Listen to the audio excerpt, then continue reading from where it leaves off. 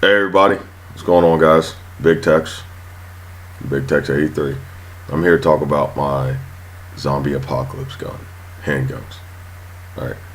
My little brother asked me, took him last week or so to the range, and he asked if I had to pick one gun, one handgun for like the end of the world, shit hit the fan, what would it be?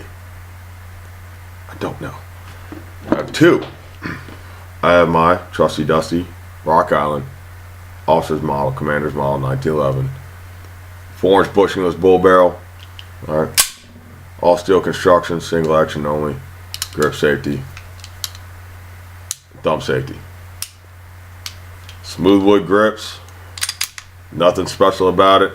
It's got a skeletonized hammer, standard block trigger. I love this gun. First gun I ever bought, right here. This is actually the second one I bought. I sold the first one when I got out of the Marine Corps. I was hard up for money, and I should have never done that. I sold it for $325. I bought it for $350 at a gun show in North Carolina. It was awesome. Love it. Most dependable gun I've ever gotten, I've ever had. Accurate, reliable, pleasure to shoot, easy to conceal. 45, as we all know, not a whole lot of capacity for ammo in there. With my Wilson Combat Mags, I get 8 plus 1. Alright, something to be considered. Ultimately, even my little brother on his first day shooting, this was his favorite of all the guns, but I didn't have enough 45 and he didn't feel like buying any. So I told his greedy ass to go to hell. I just love it, man. I sincerely do. I'm not trying to downplay Colt, Smith & Wesson, Springfield, Les Bear, Ed Brown, Kimber, anybody else out there. I love this gun. It might change when I get the double stack 1911 with the double stack 2011 with the rail on it. I might feel more about that than I do about this, but I will never get rid of this gun. It's my first love in this realm, in this regard. So, love it.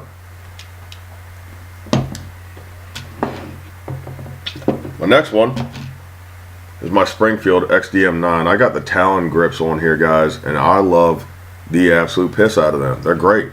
They're not offensive. They're not in the way. They look good, they feel good. It's not overly aggressive, but when I'm sweaty or if my hands are clammy or feel like if I sneezed all over them, I can still get a good purchase on the gun and feel very safe and secure with it in my hands. In the rain, or if I'm bleeding, this one may not be as secure. I might need to have some gloves on for this one. Well, let's be honest with ourselves, I might actually. I have in the past needed to readjust my grip.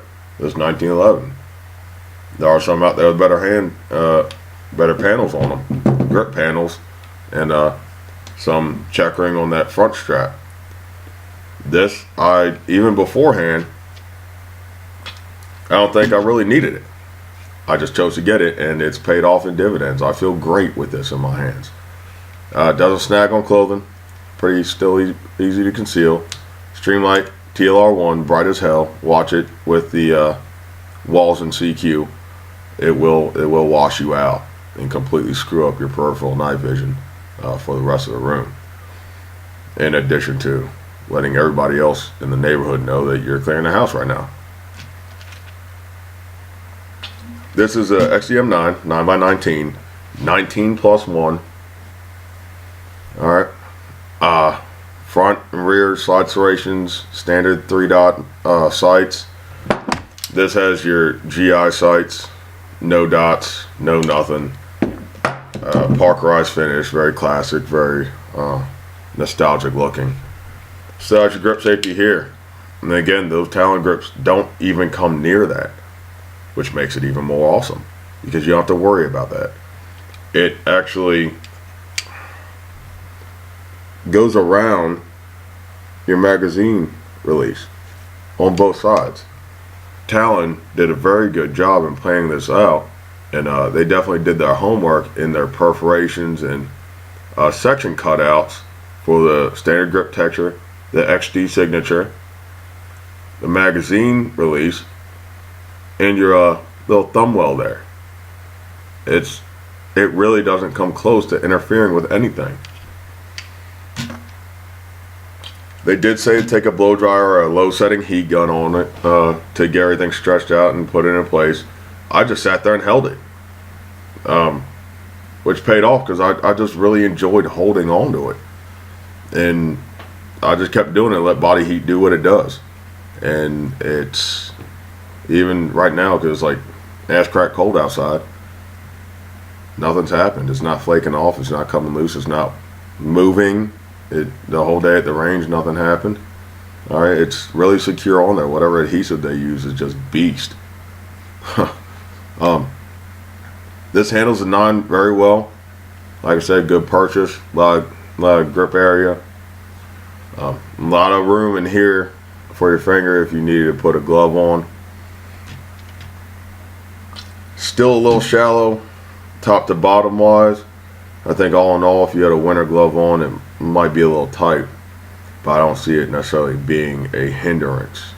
I'll have to try that out though.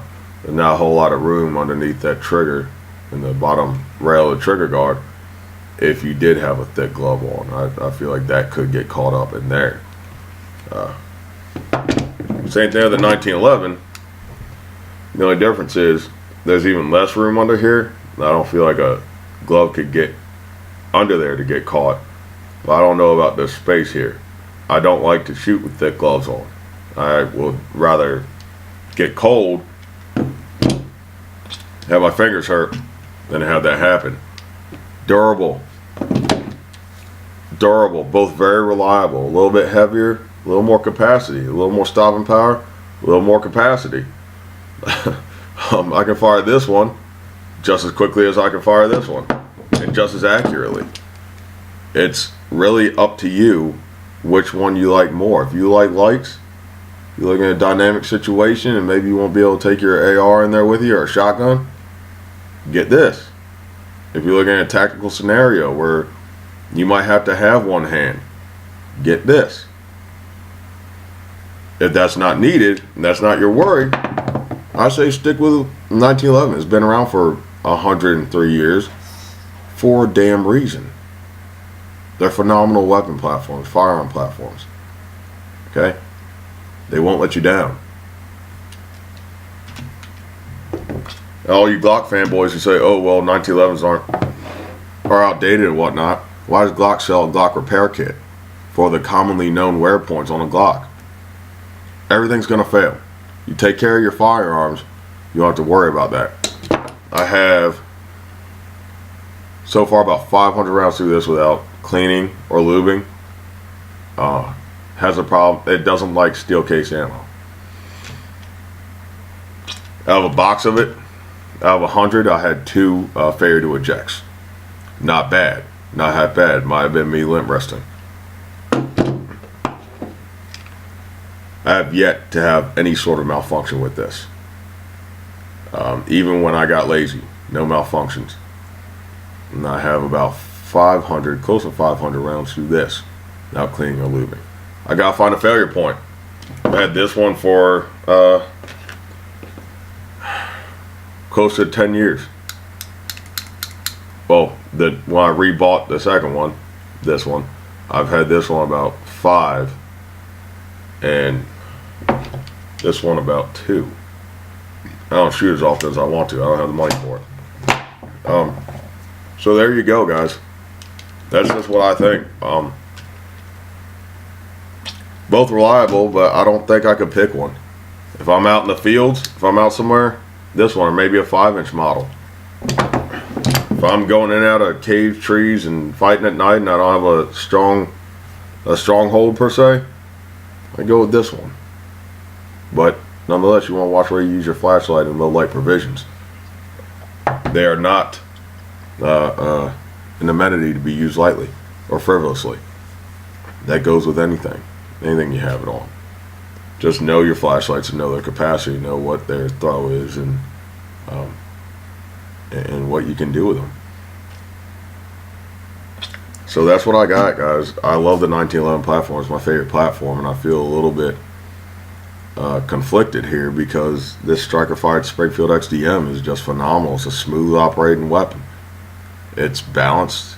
It's smooth. It's a pleasure to shoot, and it's just plain old good-fashioned fun. 1911 is the same way, though.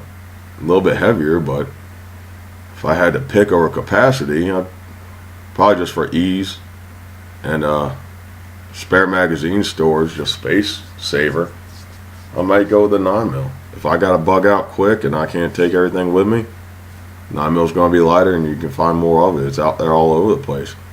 Same time, so is 45. So right now I'm on a budget, so my 9mm gets shot more. Ultimately, 11 minutes in, my point is, no weapon is particularly useful or beneficial if you don't enjoy shooting it, you don't feel comfortable, or if you can't use it effectively. Whether it's a 1911, a Glock, a Springfield, Smith & Wesson, Taurus, Jesus, Para. None of them, even the most expensive Ed Brown or Les Bear, is going to be rendered useless if you're afraid to or don't know how to properly use it. Just like the ARs, train with what you have. Learn the firearm first, then put them at ease, be it night sights, ambi slide locks, or ambi safeties if you have an external safety like the 1911, or grips, flashlights, lasers. That, I think they're stupid, but whatever. Ambi magazine releases, or if you bevel your mag well, learn the basics first. All of that can fail. Mag wells can become dislodged and wobbly. Magazine releases can fail in one direction, not necessarily break a spring in the other direction. Train with your weapon. Train with your firearms. Do it over and over and over and over again. And every now and again, try to not use it. Force yourself to go back to the basics, back to the root and the foundation of what it all is. Alright? Well, that's all I got for you guys today. Your best firearm is the one that you are most effective with. If you have a 1911 and you can get those magazine changes down pat, and you got, sub-second or sub-second and a half magazine reloads, get on you. More power to you. Go with it. As long as you're efficient, as long as you're lethal, as long as you're safe.